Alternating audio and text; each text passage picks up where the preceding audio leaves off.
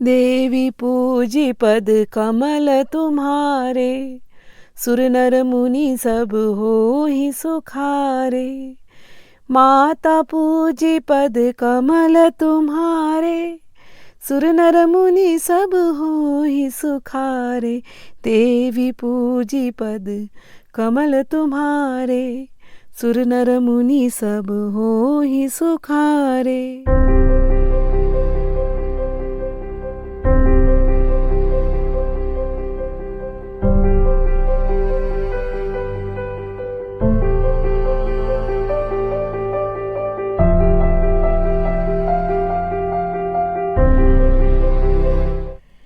जय माँ, जय बाबा जी।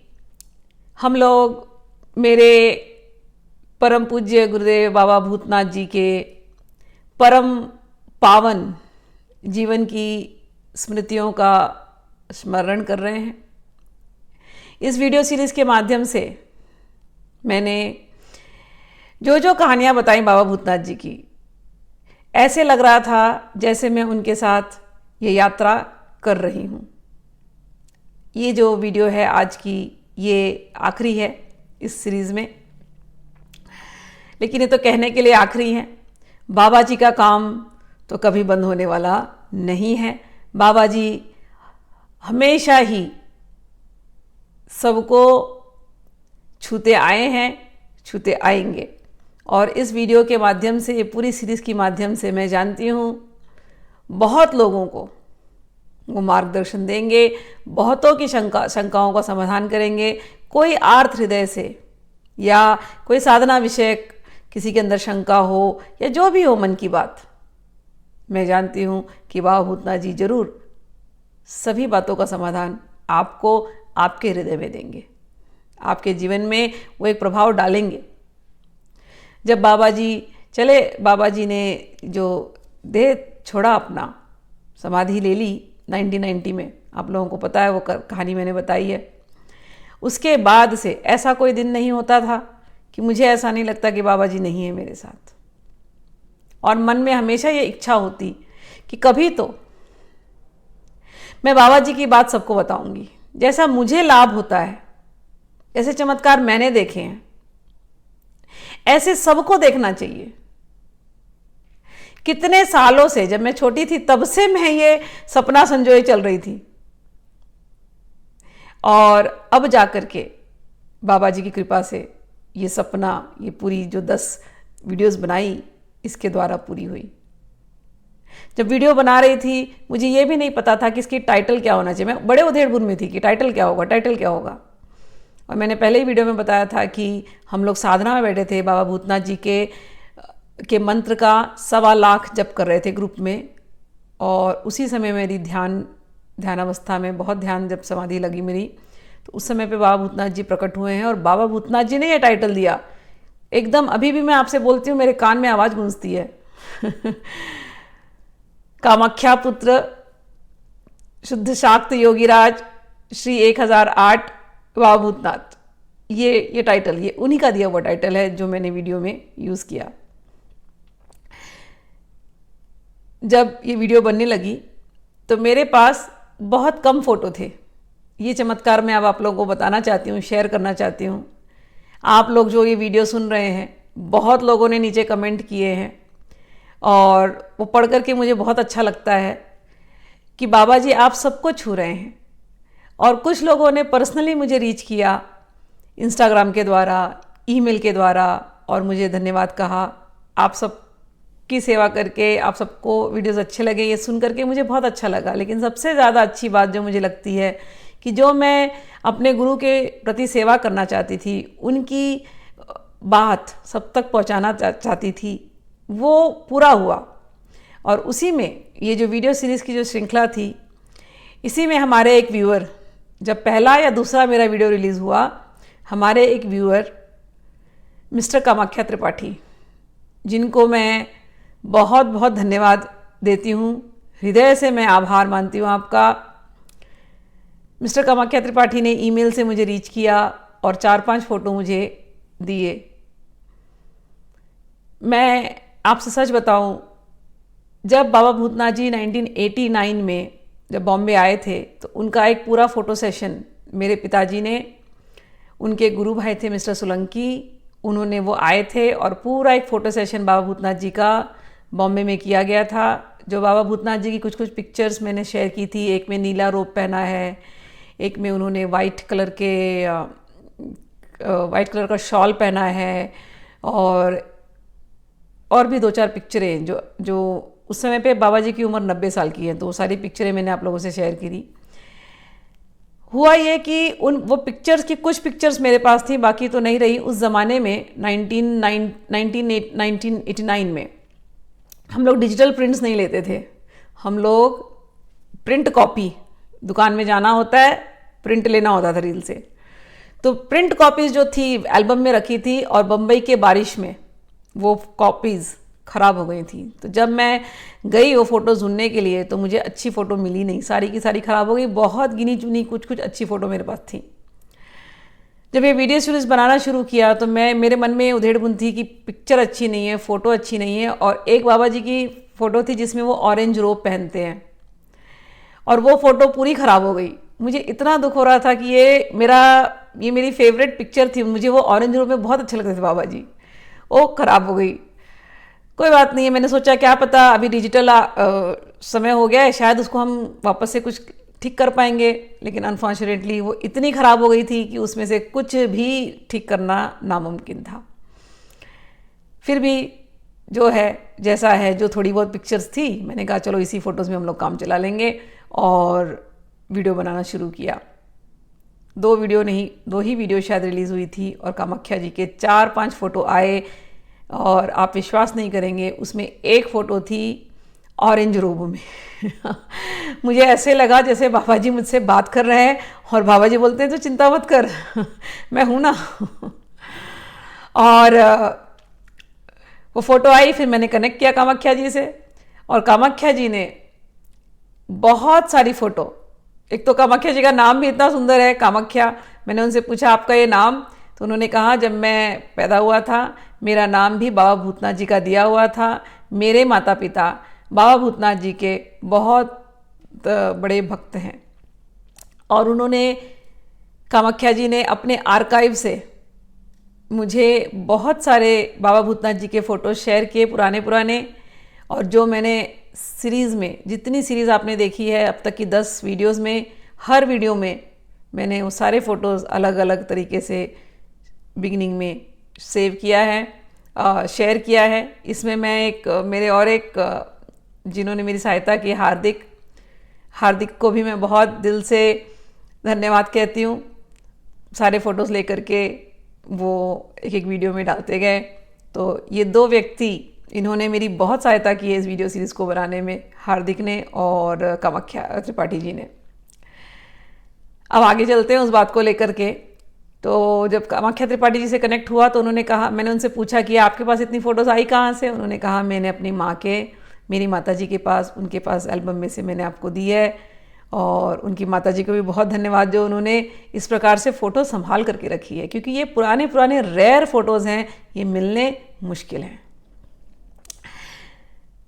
तो सारी फ़ोटोज़ शेयर कर रहे थे वो, लेकिन हुआ ऐसा कि जब वीडियोस बन रही थी, और एक रात ऐसी हुआ कि समाधि की वीडियो बनानी थी, तो मेरे मन में उधेड़-बुन चल रहा है कि समाधि की फ़ोटोज़ कहाँ से मिलेंगी।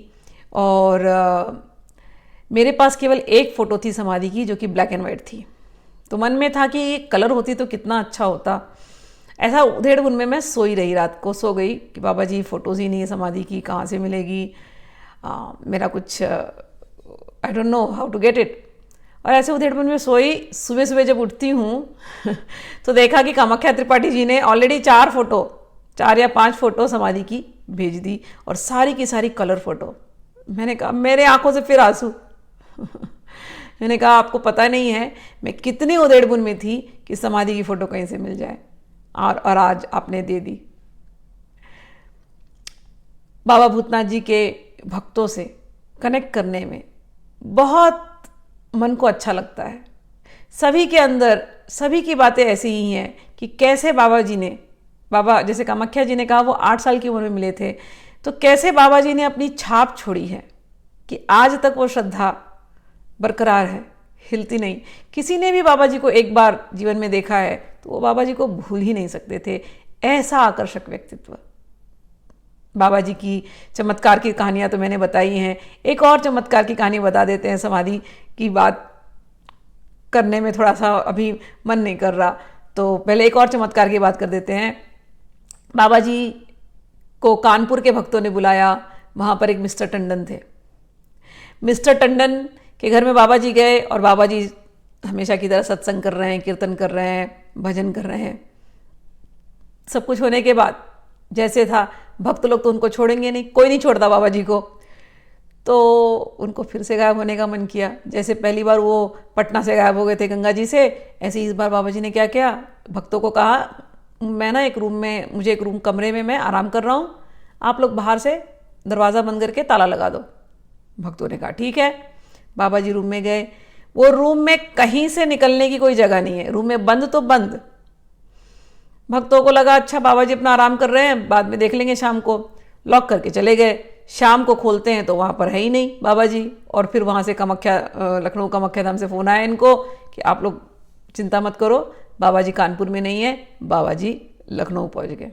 तो बाबा जी के लिए ये बड़ी बात नहीं थी। लोग, जितने नए लोग जुड़ने लगे बाबा जी से, अब ऐसे ऐसे चमत्कार देखते, ऐसे यौगिक, जिसको हम कहते हैं ना योग के चमत्कार, एक जगह से दूसरी जगह चले जाना सामने सामने, तो लोग आश्चर्य में पड़ जाते।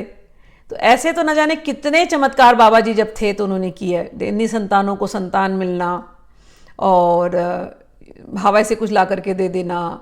त्रिकालदर्शी तो बाबा जी थे ही। भूत भविष्य का पता लगा लेना, नाम लेकर के बुलाना, आपकी पूरी फैमिली का बायोडेटा, आपके पूरे जीवन का बायोडेटा जैसे बाबा जी को ऐसे दिखाई देता था। तो ये सारे चमत्कार तो मैं आपसे कह ही चुकी थी। लेकिन बाबा जी ने बाद में चमत्कार कम कर दिए थे, क्योंकि बाबा जी के जीवन का लक्ष्य चमत्कार नहीं था। चमत्कार या तांत्रिक सिद्धियों का प्रयोग वो केवल इसलिए कर रहे थे कि लोगों का ध्यान आकर्षित हो तंत्र के प्रति, साधनाओं के प्रति, मां कामाख्या के प्रति। बाबा जी के अंदर बिल्कुल अपने आप को सिद्ध बताने की कोई ऐसी चाह नहीं थी, या मैं संत हूं या मैं सिद्ध हूं, ये सब कुछ नहीं। बाबा जी बहुत बड़े कर्मयोगी थे। निष्काम भाव से सेवा और परोपकार, यही उनका लक्ष्य था। लोग मां से जुड़े, मां की साधना करते करते, मां का नाम लेते लेते लोग अपने भौतिक जीवन में भी आनंदित हों और अपने आध्यात्मिक जीवन में भी वो उन्नति की तरफ पहुंचे, ये बाबा जी समझाते थे। तो बिगिनिंग में तो शुरू के ईयर्स में उन्होंने किया चमत्कार, लेकिन बाद में उन्होंने चमत्कारों को बंद कर दिया और लोगों का ध्यान फिर सत्संग, ध्यान, भजन इत्यादि की तरफ खींचना शुरू किया। बाबा जी इतने विरक्त थे। एक और घटना बताती हूँ कि जब ये कामाख्या धाम, आप लोगों को पता है कि कैसे किस तरीके से उनको ये लैंड मिली, और माँ ने आशीर्वाद दिया कि मैं यहीं पर बैठूंगी। फिर कामाख्या धाम मंदिर का निर्माण शुरू हुआ। वहाँ पर माँ कामाख्या की एक मार्बल की मूर्ति बिठाई गई, 5-6 मुख वाली मूर्ति बिठाई गई, और वहाँ पर 10 महाविद्याओं की भी मूर्तियाँ बिठाई गई हैं। उसमें एक विश्राम हॉल बनाया गया, और भंडारा, भोज भंडारा के लिए भी हॉल है, और छोटा सा उस आश्रम में एक गार्डन जैसा है जहाँ पर आयुर्वेद की जड़ी बूटियाँ वगैरह उगाई जाती हैं।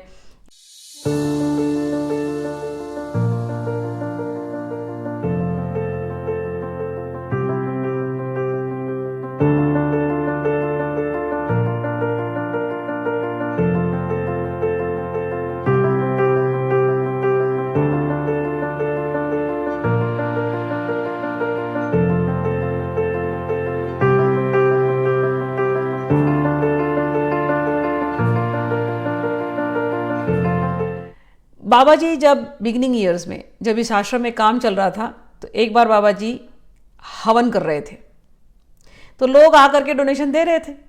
तो कोई एक धनाढ्य व्यक्ति आए और उन्होंने बैग भर करके ला करके कैश दे दिया, और बाबा जी अपने साधना में लगे थे, हवन में लगे थे। बाबा जी ने देखा कैश।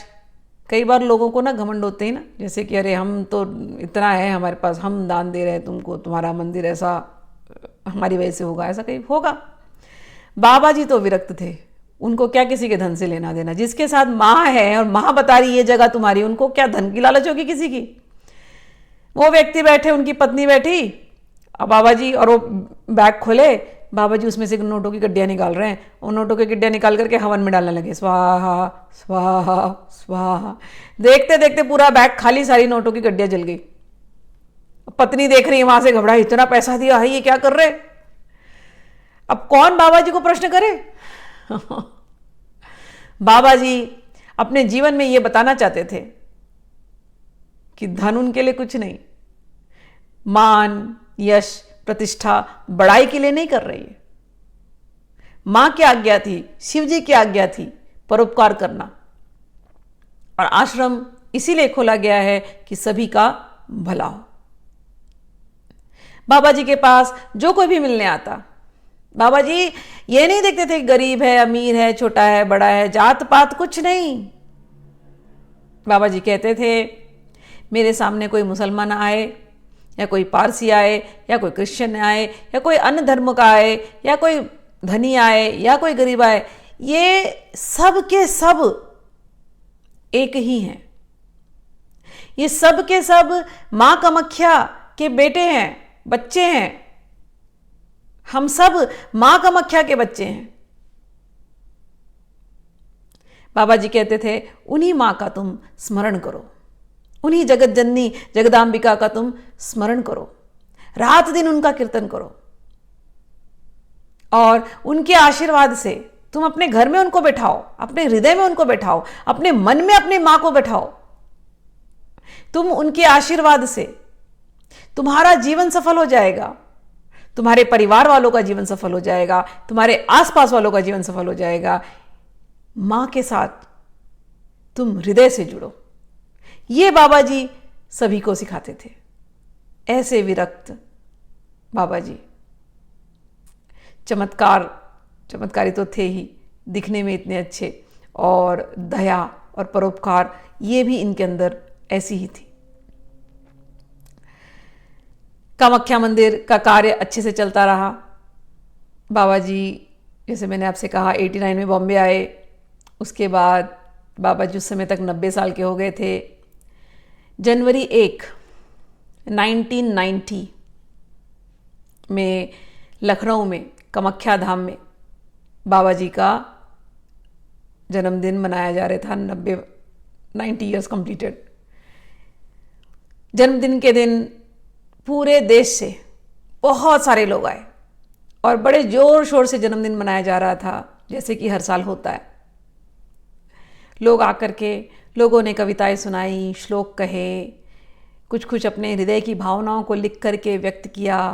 लोगों ने बाबा जी को खूब गिफ्ट दिए, और बाबा जी भी वैसे ही प्रेम से, जैसे हमेशा होते हैं, खूब बाबा जी ने मिठाइयाँ दी सबको, अपने गले का माला दिया, फल फूल बांटे, और भी बहुत कुछ वस्त्र इत्यादि बांटे, दान किए।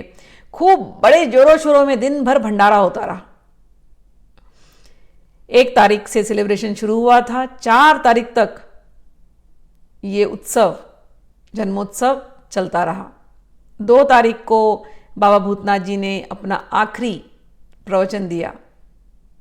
जो लोग वहाँ बैठे थे, दूर दूर से आए थे, कोई ये नहीं जान रहे थे कि आगे जाकर के अनिष्ट होने वाला है, या ऐसी कोई बात होने वाली है जिसका वो स्वप्न में भी सोच नहीं सकते।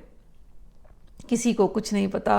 बाबा जी ऐसे ही हंस रहे हैं, बोल रहे हैं, बात कर रहे हैं सबसे, और सब बड़े आनंदित, बड़े प्रसन्नचित्त बाबा जी को देख करके। उस रात 2 तारीख का जो प्रवचन हुआ था, बाबा जी ने जो मैसेज दिया, जो संदेश दिया प्रवचन के थ्रू, बाबा जी कहते हैं परोपकार से बढ़कर के कोई धर्म नहीं। व्यक्ति को जीवन में हमेशा परोपकार करना चाहिए।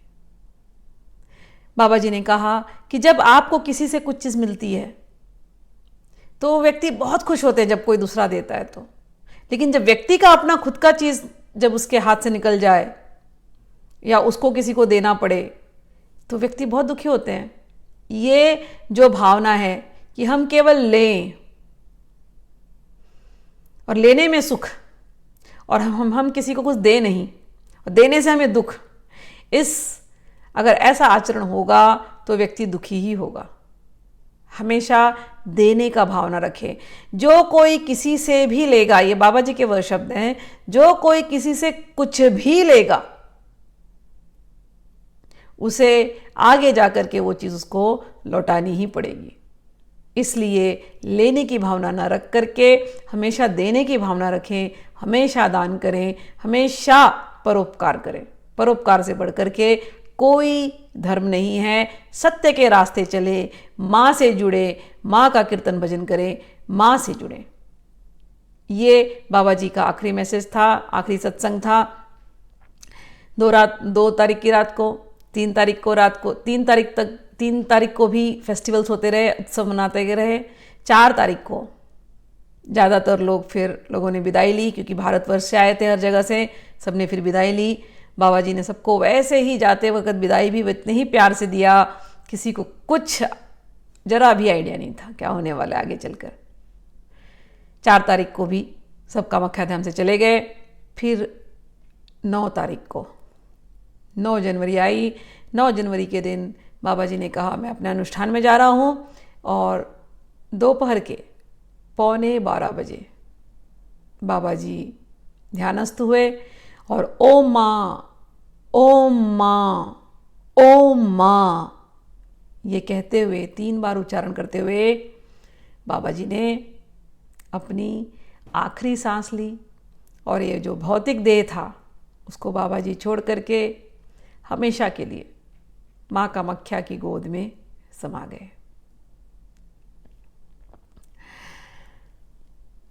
हमें ऐसा लगता है कि बाबा जी नहीं है, भौतिक देह छोड़ दिया, लेकिन बाबा जी से मिले हैं, सबके हृदय में बाबा जी हैं, सबकी यादों में बाबा जी हैं।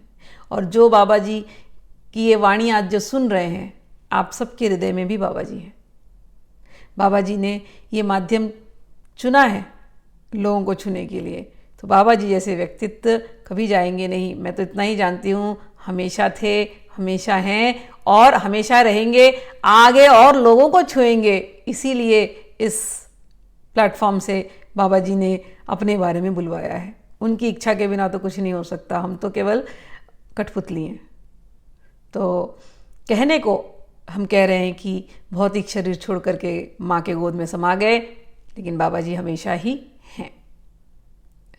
9 तारीख 1990 को बाबा जी का आखिरी दिन था इस धरती पर। बाबा जी जैसे लोग धरती पर, जैसे कहते हैं ना, 1899 में आए और 1999 में घूमते हुए धरती पर अपना जो जीवन का जो कार्य करना था, माँ का जो कार्य करना था, वो कर करके अपने कार्य को समाप्त करके वो माँ के धाम चले गए।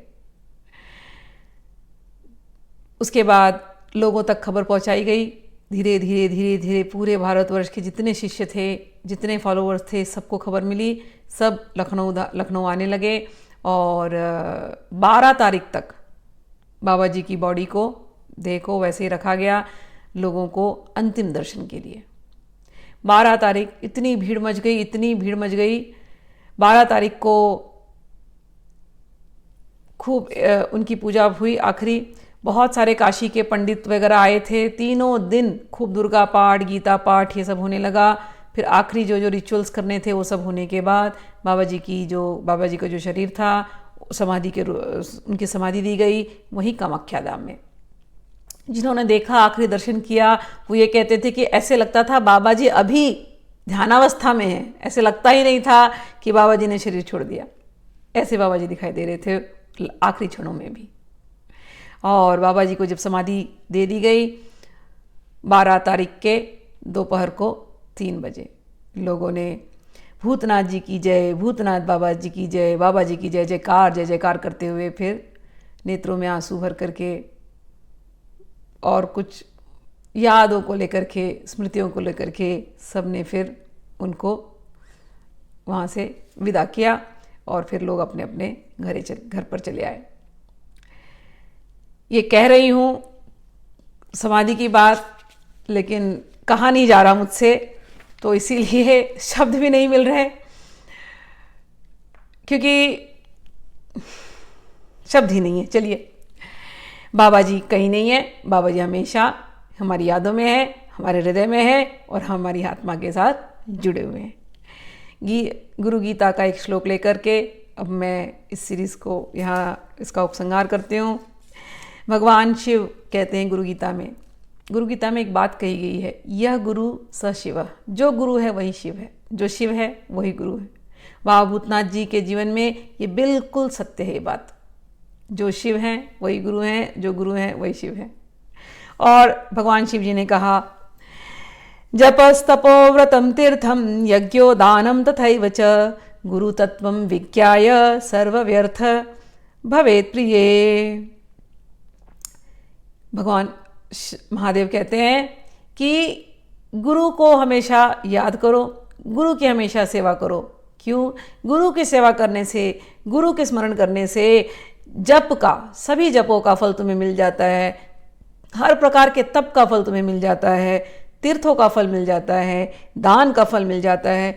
गुरु तत्व के अतिरिक्त और कुछ भी नहीं है। जिसने गुरु को जान लिया, जिसने गुरु की सेवा कर दी, उसे सब कुछ मिल गया। तो हमारी ये जो वाणी की सेवा थी, जो हमारे दिल में बड़े दिनों से इच्छा थी, हम ये वाणी की सेवा अपने गुरुदेव बाबा भूतनाथ जी के चरणों में और हमारे जितने भी गुरु परंपरा के गुरु हैं सबको हम समर्पित करते हैं। और जितने दर्शकगण हैं जो सुन रहे हैं, आप सबके हृदयों को आनंद मिले और बाबा भूतनाथ जी आपका कल्याण करें। आप सब बाबा भूतनाथ जी से जुड़ें और आपके जो कमेंट्स हैं ज़रूर लिखिएगा, आपके एक्सपीरियंसेस भी लिखिएगा। कभी कभी मैं समय कम होने की वजह से जवाब नहीं दे पाती हूँ, क्योंकि मेरा प्रयास है, जो ज्ञान मेरे गुरु श्रृंखला में मुझे मिला है वो जब तक समय दिया है भगवान ने, तो मैं दे करके जाऊँ यहाँ से।